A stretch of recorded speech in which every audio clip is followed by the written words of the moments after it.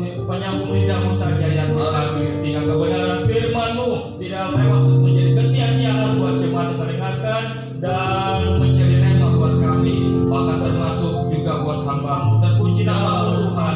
Di dalam nama Yesus kami siapkan hati pikiran kami untuk firman Tuhan. Haleluya. Amin.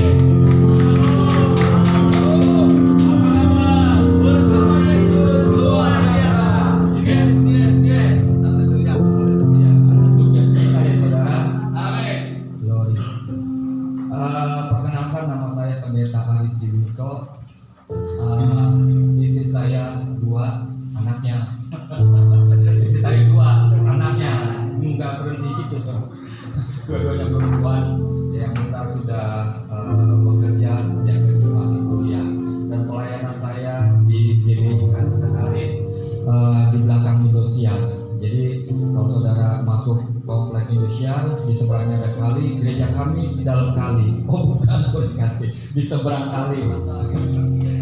Nah kalau di sana sebenarnya ada gembala senior, ya yang mana gembala yang terdahulu sudah tinggal tahun 2009, sekarang dilanjutkan oleh istrinya, tapi memang sudah lansia.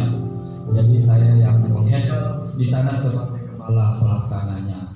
Nah itu saja sedikit perkenalan. Itu saja sedikit perkenalan dari saya. Kita mau melihat firman Tuhan terlebih dahulu dari Matius 8 ayat 1 sampai dengan ke-4.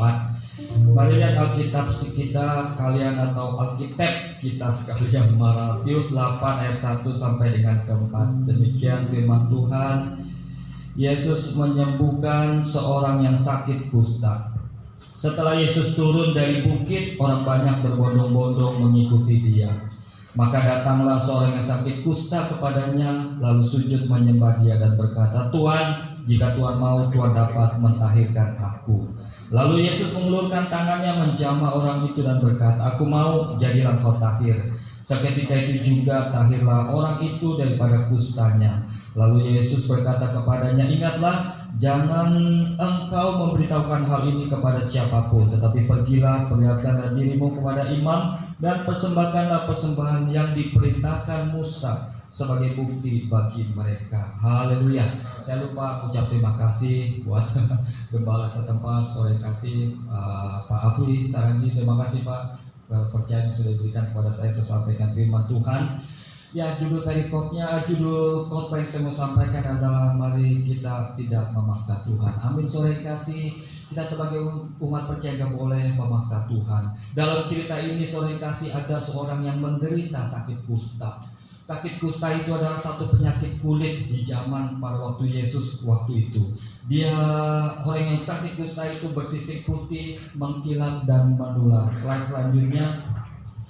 Jadi mengkilatnya di sini bukan karena sering ke salon ya sehingga jadi glowing, bukan sore kasih, tapi mengkilatnya di sini karena sore kasih ya menderita suatu penyakit yang menular dan dianggap oleh orang Yahudi sebagai sebuah ketidakberkenanan Allah terhadap orang tersebut. Ya, jadi dianggap berasal dari Allah dan hanya dapat disembuhkan oleh Allah.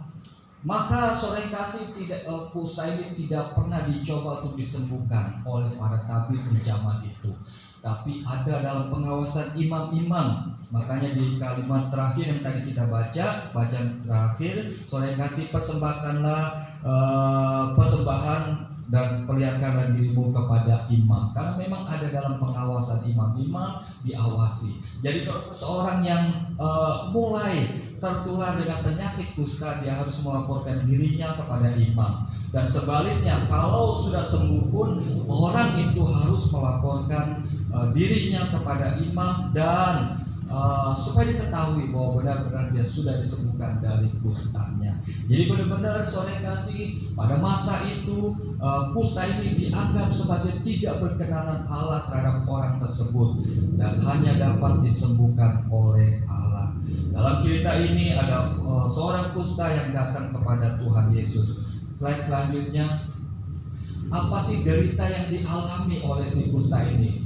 Dia menderita baik secara lahir maupun secara batin. Ya, secara lahir memang dia mengkilat, glowing, sore kasih, tapi bukan karena sering ke salon, tapi karena sedang menderita satu penyakit. Itu dari lahir, belum lagi dari batin, amat sangat menderita sore kasih, karena tidak bisa ngapa-ngapain sore kasih, dan amat sangat diasingkan. Ya, selalu diasingkan, tidak dapat bersosialisasi. Karena apa? Karena menular dan menajiskan orang lain. Jadi ketika dia ada berhadapan dengan orang lain di depannya, dia harus berteriak najis, najis, najis. Sehingga orang yang ada di hadapannya akan berupaya untuk menghindari dirinya berpas-pasan dengan orang yang berpenyakit kusta. Jadi demikian amat sangat menderita orang yang sakit kusta di zaman Yesus pada waktu itu. Secara lahir oke, menderita secara batin apalagi sore kasih, dan tidak bisa bersosialisasi, tidak dapat kumpul-kumpul di pos RW sore kasih untuk main catur, ya, untuk main game online mabar sore kasih, tidak bisa. Ya udah nggak bisa pokoknya, karena sore kasih menular. Jadi orang menghindari ya untuk bersentuhan, untuk berpas-pasan dengan orang yang menderita sakit kusta ini. Inilah penderitaan yang dialami. Namun kita mau melihat apa kemudian yang dilakukan oleh si kusta. Setelah dia mengalami penderitaan yang begitu berat, apa yang dilakukan oleh si kusta? Si kusta ini datang kepada Tuhan Yesus. Maka datanglah seorang yang sakit kusta kepadanya. Dia datang kepada Tuhan Yesus. Ya, ini memang yang harus kita lakukan, saudara kasih. Apapun masalahmu, apapun problemmu, saudara kasih, apapun problem saudara, apapun masalah saudara, pergumulan saudara, kita harus datang kepada Tuhan Yesus. Amen. Ya, jangan datang sama manusia, karena manusia satu kali dia tolong, dua kali dia tolong, tiga kali sore kasih saudara akan ditolaknya. Ya, satu kali dia bukakan pintu, kasih saudara makan, masuk duduk sore kasih, dua kali pintunya sudah mulai ditutup, tiga kali gerbangnya ditutup, ya, empat kali sore kasih dia minta satpam tutup pintu gerbang.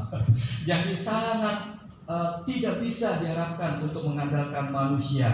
Tetapi satu hal yang kita mau lakukan adalah seperti yang dilakukan si kusta ini, dia datang kepada Tuhan Yesus. Ini alamat yang benar untuk masalah saudara. Ini alamat yang benar untuk pergumulan saudara. Masalah apapun yang saudara hadapi, saudara harus datang kepada Tuhan Yesus. Yang kedua, menyembah Yesus. Setelah engkau datang kepada Tuhan Yesus, setelah saudara datang kepada Tuhan Yesus, saudara harus menyembah Dia, berlutut di hadapan Tuhan, ungkapkan masalahmu yang sebesar apapun kepada Tuhan Yesus dengan menyembah Dia, dengan pujian penyembahan kepada Tuhan.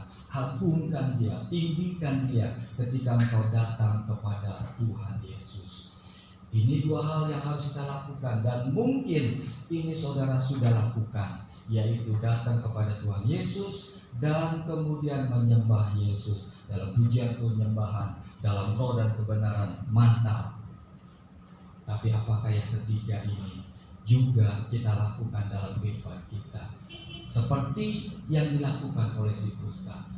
Yang ketiga, dia tidak memaksa Yesus, tetapi percaya dan yakin. Lalu sujud menyembah Dia dan berkata, Tuhan, jika Tuhan mau, Tuhan dapat mentahirkan aku. Sebenarnya dia tahu Yesus bisa sembuhkan dia, tetapi kita melihat di sini seorang yang kasih satu kepercayaan, satu keyakinan yang dilengkapi, disertai dengan tidak memaksa Tuhan. Makanya dia berkata, saudara kasih, Tuhan, jika Tuhan mau, Tuhan dapat mentahirkan aku. Jadi dia sudah siap dengan konsekuensi yang nanti akan Yesus lakukan. Ketika Tuhan Yesus tidak mau, dia tetap siap untuk ada dalam penderitaannya sebagai seorang yang menderita kusta. Artinya seperti itu kalimatnya, saudara kasih. Dia siap menerima seandainya Tuhan menjawab dengan kata tidak, ya, dan kata tidak mau. Dia sudah siap karena memang kalimatnya seperti ini. Tuhan, jika Tuhan mau, Tuhan dapat mentahirkan aku. aku. Nah, apakah kita sudah melengkapi bagian yang ketiga ini ketika kita datang kepada Yesus? Kita sudah datang kepada Yesus, kita sudah menyembah Dia. Apakah kita kemudian dalam doa-doa kita memaksa Tuhan Yesus, kita menjadikan Yesus itu bukan sebagai Tuhan tetapi sebagai hamba? Harusnya kan terbalik, ya kan? Kita yang hamba, Dia yang Tuhan. Saudara kasih, Dia Tuhan, kita umatnya, bukan malah sebaliknya. Saudara kasih, Tuhan, kalau Tuhan gak jawab pergumulan saya ini, saya udahlah, saya gak mau melayani. Tuhan, kalau Tuhan gak mau jawab pergumulan masalah saya ini, udahlah, saya gak mau datang ibadah. Nah, ini kan memaksa Tuhan, ini kan mengancam Tuhan. Di sini banyak anak muda yang melayani Tuhan. Jangan takut masih jodoh, ya. Pasti Tuhan sediakan yang terbaik buat saudara. Amin. Amin. Anak muda, amin. Amin. Haleluya. Jangan kemudian datang kepada Yesus, menyembah Yesus, tiba-tiba di akhir doanya berkata, Tuhan, kalau dia jodoh saya, dekatkanlah dia kepada saya. Tapi kalau dia bukan jodoh saya, dekatkanlah dia kepadamu.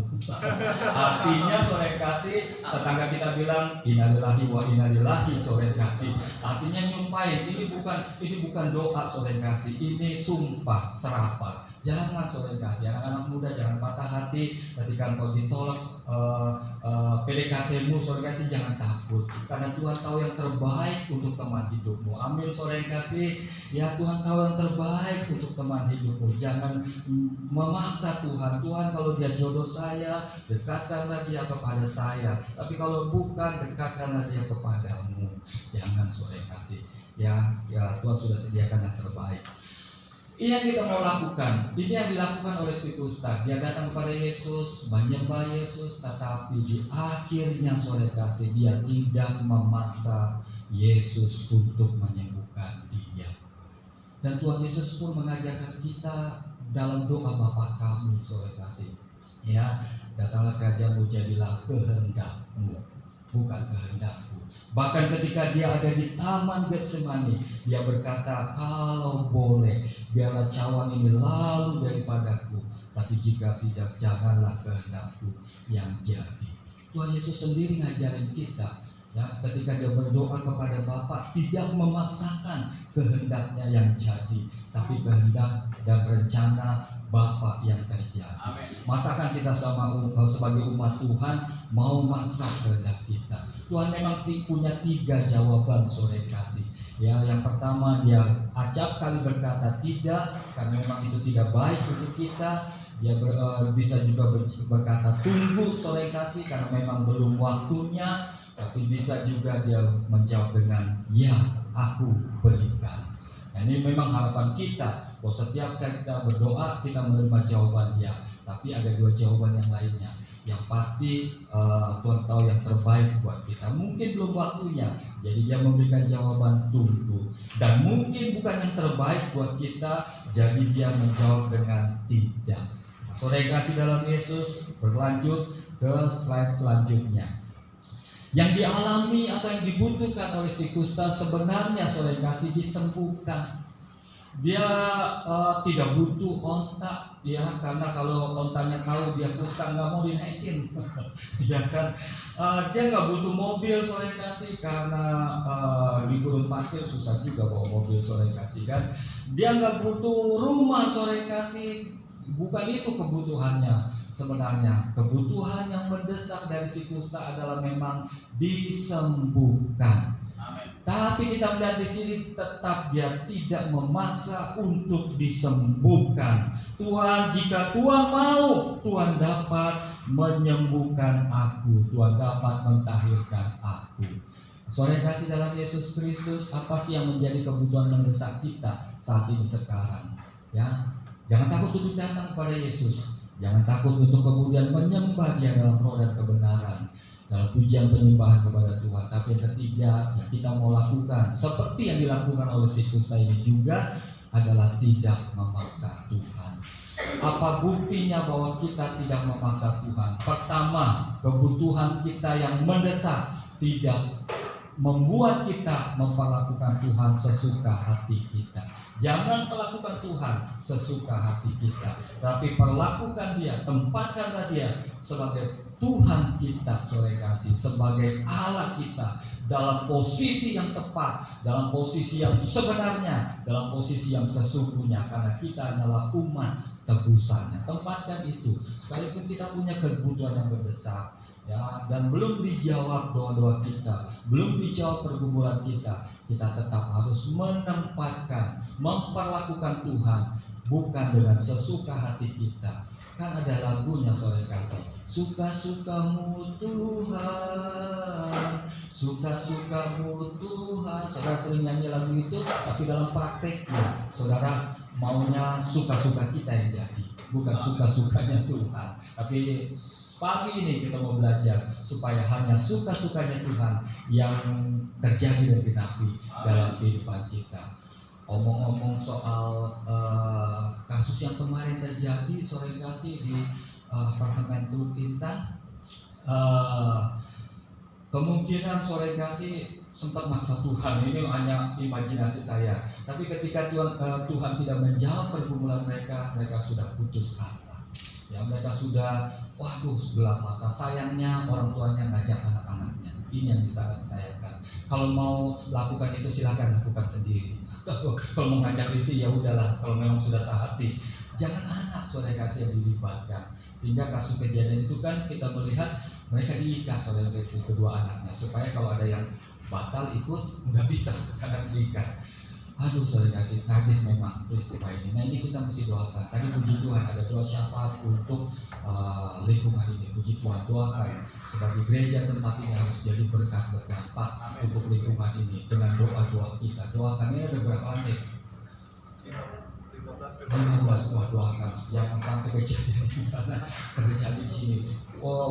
Ikat kuasa-kuasa kegelapan yang saudara kasih, ikat kuasa-kuasa setan yang mendorong manusia untuk bunuh diri. Ikat, ya, bersehati dalam doa saudara kasih, karena doa kita adalah penuh kuasa. Ya, kita sudah ditempatkan di tempat ini, saudara harus jadi berkat buat lingkungan. Berdoa buat jiwa-jiwa di sini, berdoa untuk supaya jangan ada tindak kriminalitas, curanmor di sini. Pokoknya harus kita doakan lingkungan di mana kita berada, yang Tuhan sudah tempatkan saudara di sini, bukan sesuatu yang kebetulan. Yang kedua, saudara kasih, apa buktinya? Kita siap menerima apapun yang Tuhan rencanakan dan kehendaki. Kita harus siap dengan jawaban Tuhan. Tadi saya sudah singgung ada 3 jawaban Tuhan.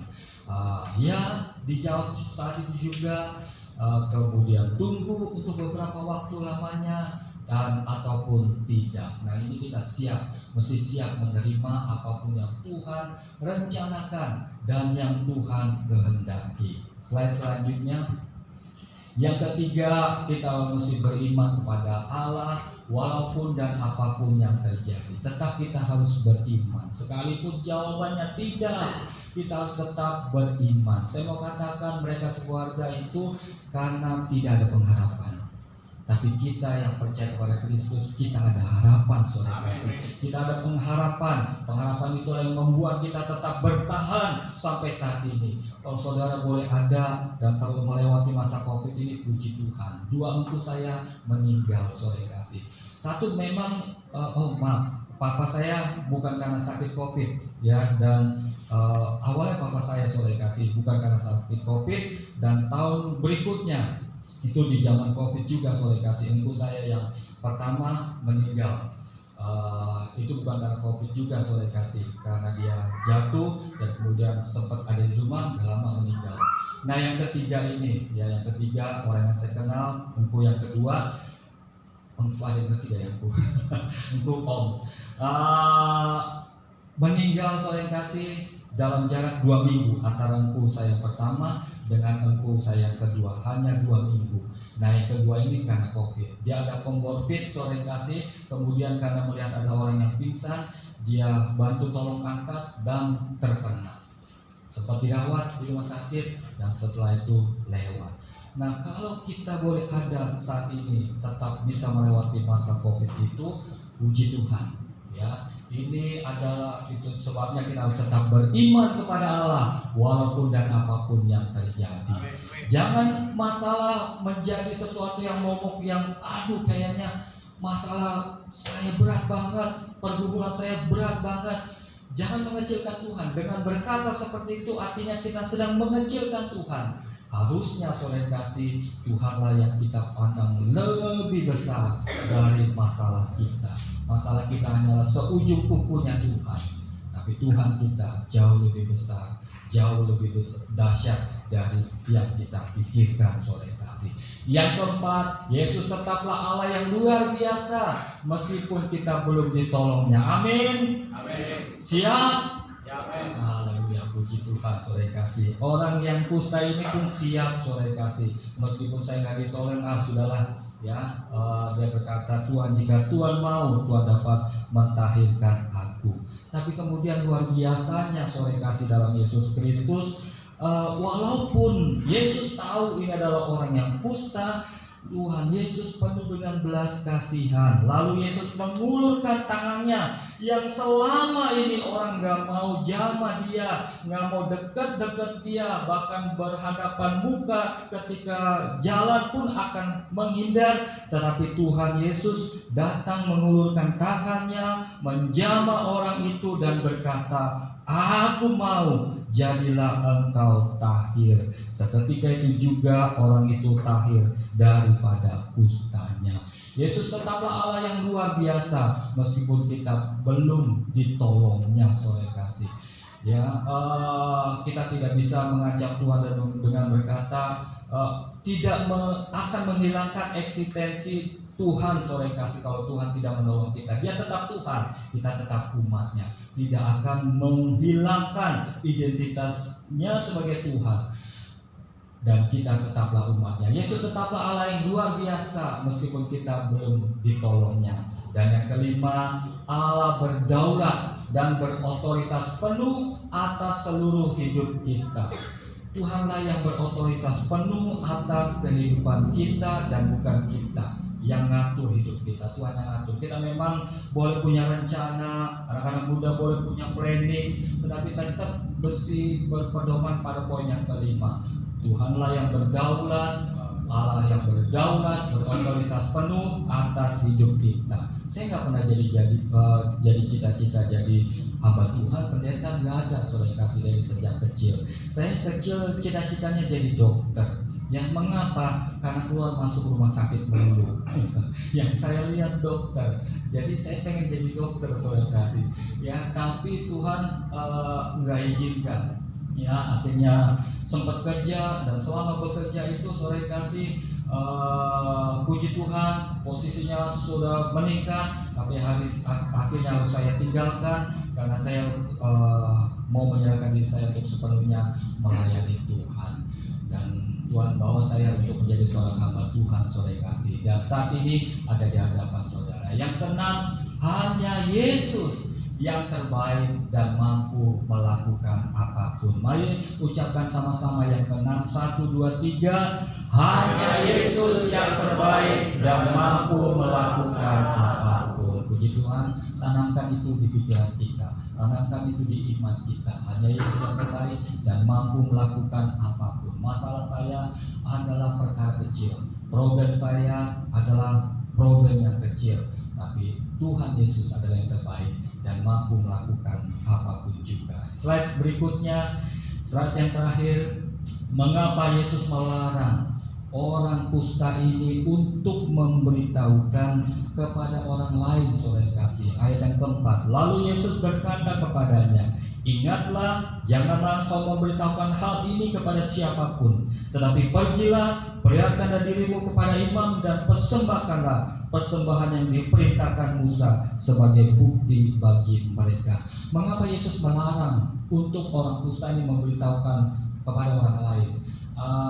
Bukan berarti orang ini nggak boleh bersaksi tentang kesembuhannya, tetapi Tuhan Yesus tahu prosedurnya, bahwa orang yang kusta yang sudah disembuhkan harus lapor diri, yang sakit aja harus lapor, apalagi yang sembuh.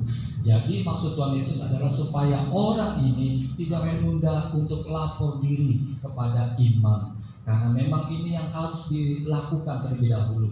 Kita sebagai warga negara pasti punya kewajiban, dan Tuhan mau kita melakukan kewajiban kita sebagai warga negara apapun itu.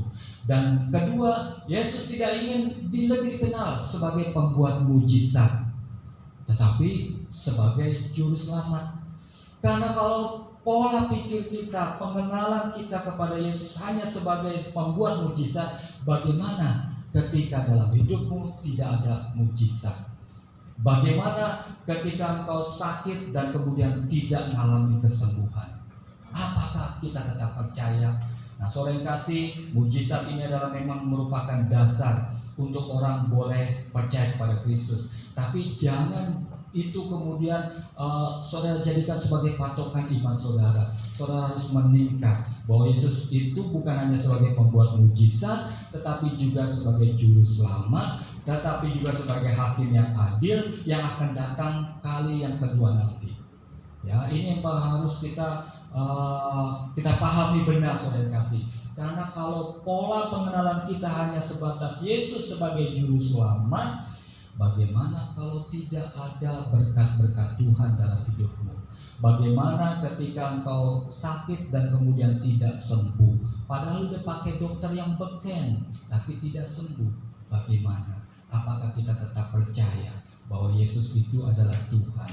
Nah, di sini sebabnya kita hal ini Tuhan Yesus tekankan kepada si kusta, supaya kusta tidak hanya mengenal Yesus sebagai pembuat mujizat, tetapi sebagai juru selamat, sebagai hakim yang adil. Nah, poin yang ketiga baru, ini maksud tujuan dari Yesus. Yesus ingin si kusta belajar dulu, ya, setelah itu baru bersaksi.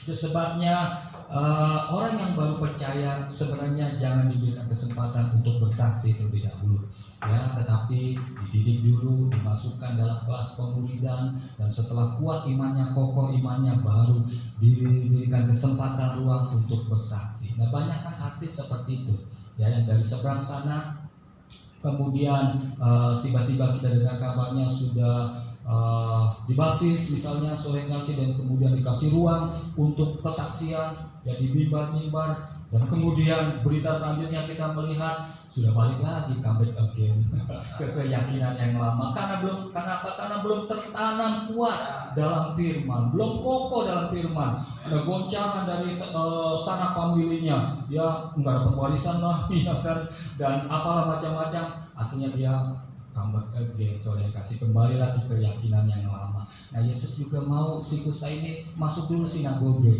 ya, dulu tempat beribadah, tempat bait Allahnya namanya sinagoge. Sudah Tuhan Yesus mau supaya orang ini lapor diri sama imam, kemudian saudara yang kasih dia masuk sinagoge untuk belajar Taurat, saudara yang kasih. Setelah matang, setelah mantap imannya karena banyak belajar mengetahui tentang Taurat, baru kemudian setelah itu boleh diizinkan untuk bersaksi bagaimana pertolongan Tuhan yang heran dan ajaib sudah terjadi atasnya.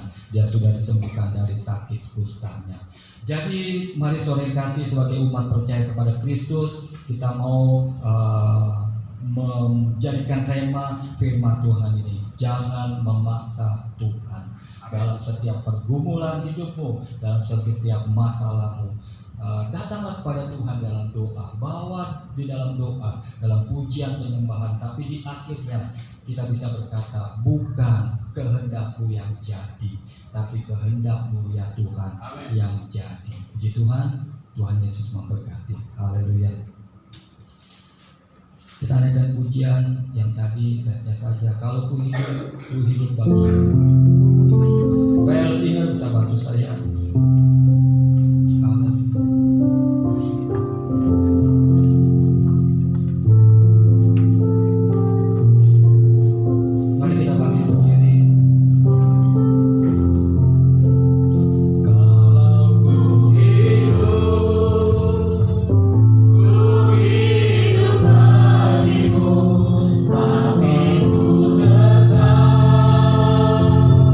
Tetap menyembahmu.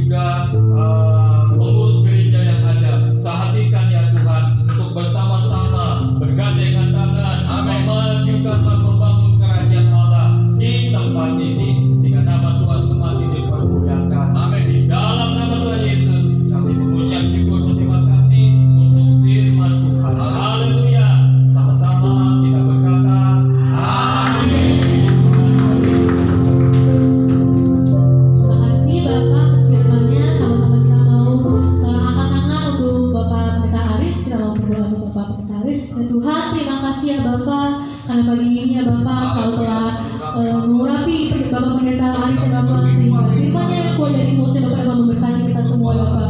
Biarlah Kau memberkati Bapak pelayanannya, biarlah Kau juga memberkati sekeluarga Bapak. Bapak Pendeta Aris serta istrinya dan juga kedua anak Bapak. Biarlah Engkau terus membuat Bapak Pendeta Aris ini menjadi berkat bagi sekitarnya.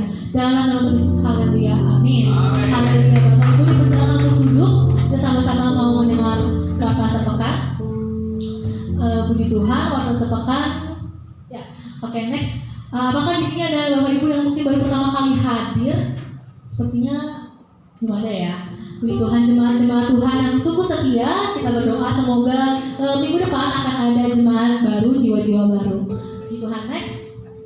Seperti luar biasanya ada rumah doa setiap Selasa jam 7 malam. Jadi bagi Bapak Ibu nih boleh banget ikut rumah doa di hari Selasa. Jadi gak cuma di hari Minggu aja kita memuji menyembah Tuhan, tapi kita juga memuji menyembah Tuhan lebih dalam lagi di hari Selasa jam 7 malam. Lalu untuk ibadah raya ada juga nanti sore jam 5 sore nanti. Jadi bagi Bapak Ibu yang mungkin nanti waktunya senggang terus juga nggak ngapa-ngapain dan rindu ingin memuji menyembah Tuhan lagi, rindu ingin mendengarkan firman Tuhan lagi, boleh juga ikut di ibadah sore nanti. Lalu kita juga ada doa pagi di setiap Senin hingga Sabtu jam 4.50 hingga selesai.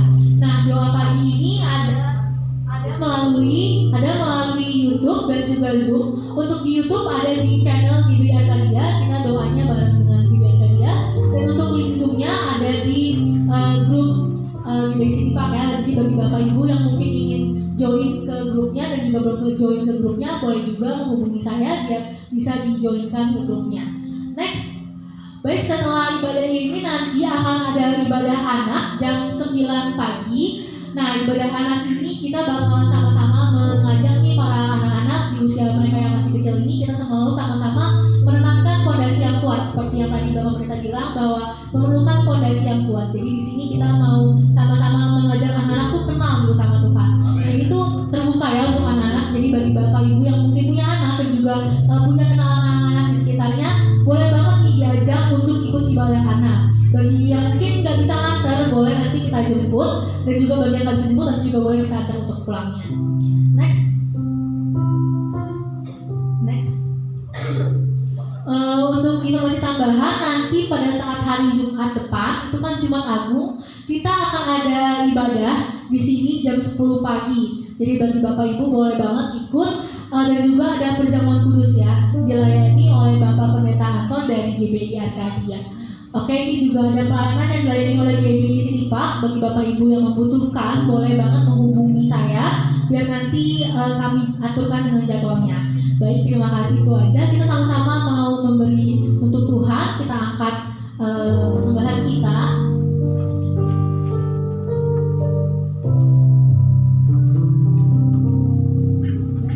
Kita angkat di tangan kita. Kita sama-sama mau kita berdiri. Ya. Tuhan, terima kasih ya Bapak atas berkat-Mu ya Bapak selama sepanjang hidup kami ya Bapak. Sekarang kami ingin mengembalikan sedikit dari begitu banyak berkat-Mu ya Bapak. Kami ingin mengembalikan Bapak, biarlah berkat ini dapat juga menjadi berkat bagi gereja ini Bapak. Biarlah gereja ini terus menjadi gereja yang dapat memberkati jemaat-jemaat-Mu, umat-umat-Mu dalam nama Tuhan Yesus. Haleluya, amin.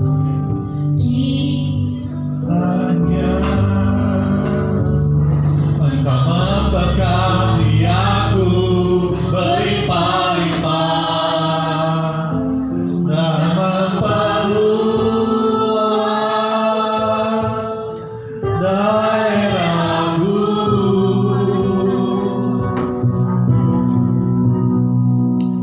Dan kiranya tanganku menyertai aku dan melindungi aku. Mari silakan duduk, saudara. Silakan duduk. Puji Tuhan, terima kasih buat Bapak Pendeta Aris yang sudah melayani kita pagi hari ini, saudara. Berapa ini dan saudara yang berkat dalam firman Tuhan, saya sendiri melayani berkat dalam firman Tuhan. Hari ini kita percaya bahwa Tuhan akan menjawab setiap doa kita. Tadi ada jawab 3 doa, ya, tidak, dan tunggu ya Pak ya. Terima kasih Pak Aris. Pak Aris ini ternyata gembala di GBI yang di dekat tulisan ini Pak ya. saudara. Jadi luar biasa. Saya juga baru kenal Pak Aris, ya pengurus wilayah Barat, Jakarta Barat, saudara. Ya, terima kasih sekali lagi, Tuhan memberkati. Boleh kita bagi bersama-sama, saudara. Dan tanggal 29 jangan lupa ibadah Jumat Agung sekaligus perjamuan kudus. Jadi mari bersiapkan saudara di lawat Tuhan, karena hanya Tuhan memberkati kita. Jadi UMAS itu digabung, ya UMAS yang harusnya tanggal 28 digabung ke Jumat Agung jam 10 pagi. Mari para orang tua ajak teman-temannya, ya supaya mereka cari Tuhan. Tadi seperti di khotbah tadi, ya cari Tuhan. Haleluya.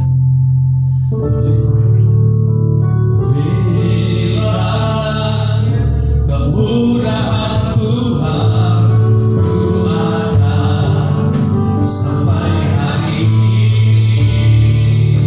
Katakan, kebaikan Tuhan,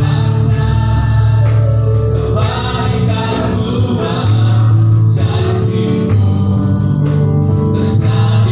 terjadi bagiku. Katakan, oleh karena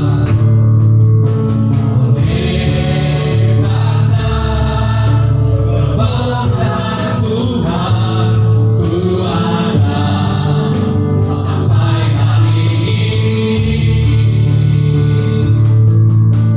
Oleh karena kebaikan Tuhan, janji-Mu terjadi bagiku. Katakan, aku percaya, aku percaya berkat-Mu atasku melimpah. Katakan, kebajikan kemurahan, kebajikan kemurahan selalu mengikutiku. Ku puji, ku sembah dengan iman. Katakan, aku percaya,